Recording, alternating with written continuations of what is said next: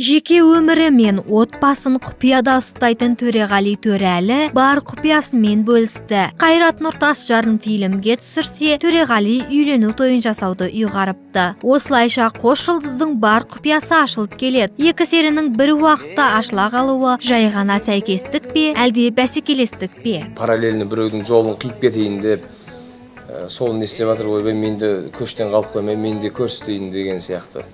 Ондай ойдан аулақ болыңыздар. Менде ондай ой жоқ, ондай пиғыл да жоқ, ниет те жоқ. Сондықтан қуаныш болып жатыр ма, қуанай қойған. Негізінде мен кеңес берер едім. Бізден кейінгі келе жатқан буын болсын, бізден кейінгі келе жатқан толқынға үйленгеннен кейін ол жарларын көрсетпей қойсын ешкім. Біріншіден қызықты емес ешкімге. Екіншіден ол көрсетуге міндетті емес, көрсетпеуге міндетті. Өзінің жарын адам қызғану керек. Ендеше Қайрат Нұртас отбасын жария еткен шақта әйелі толқын туралы айтып той жасау идеясы қалай келді? Әлде ақ келіншектің ақ көйлек кимедім деген арманы бар ма екен? Үйге келіп, айқай 25 деп мен концертін жасайтын болдым деп айтып отыр едім. Ата-анамның көзінше ешкім ештеңе деген жоқ, ой құтты болсын бәрі. Туған күніңіз жасаған, 25 жасағаныңыздың не керегі бар, тойыңыз жасай алмадыңыз ғой деп қалды бір кезде бір кісі.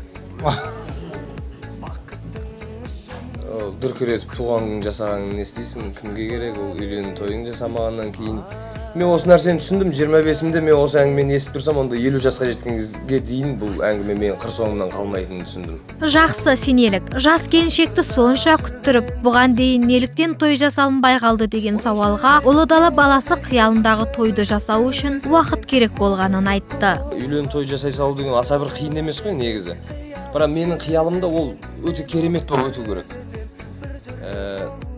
Елдің баласы болып жүргеннен кейін тек қана менің әулетіме түсіп жатқан келін емес, бұл мұқым қазақтың келіні деп есептедім мен.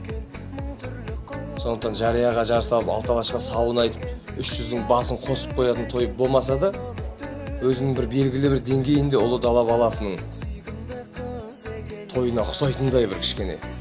Болмаса жағдай жетеді, ауылда палат көп бізде.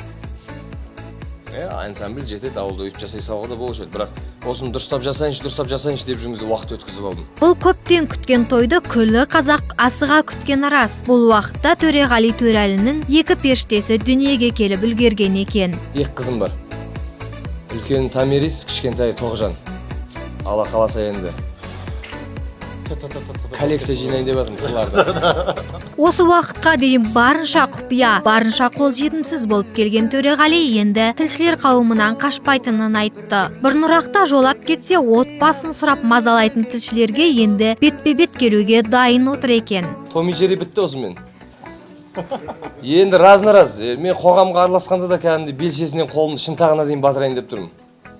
Осы уақытқа дейін тілім тістеп көп нәрсеге араласамай қалдым. Өйткені бір журналистің алдына келе қалсам болды, үйленгеніңіз неге жасырасыз? Қашан айтасыз? Әлі бойдақсыз ба? Сол бір екеуіне айтшы берме, бойдақпын құрсын, сенбесіңдер әйелімнен сұраңдар деп.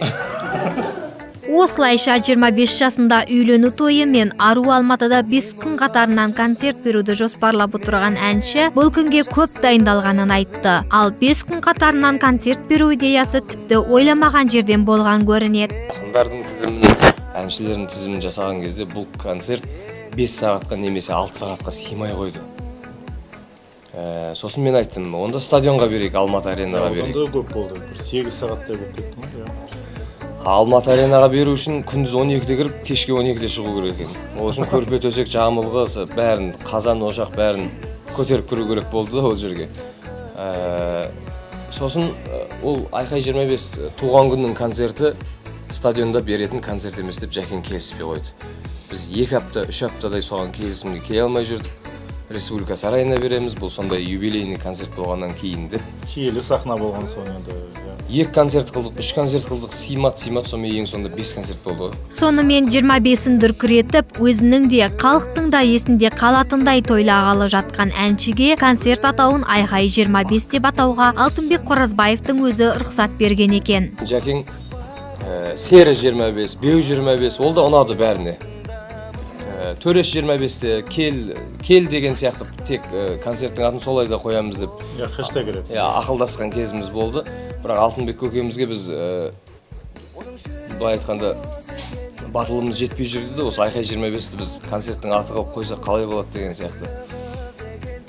Сол ол кісі іздегенге сұраған қылып, звондаған кезімде айқай 25 деп қоймайсың ба атын деп бірден келісім берген кезде біз қуандық. Міне, бір Алматыда 5 күн қатарынан болатын Төреғали Төрәлінің кеші ертең 10 қазанда басталмақ. Ал өзі де өзге де асыға күткен үйлену тойы 17 қазанда өтетін болады. Ендеше тойда кездескенше дейміз.